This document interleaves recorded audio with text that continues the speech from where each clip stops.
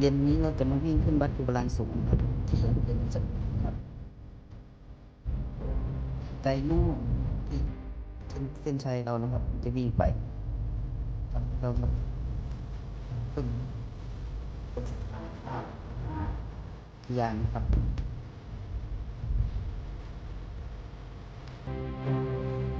วิ่งเยอะอยู่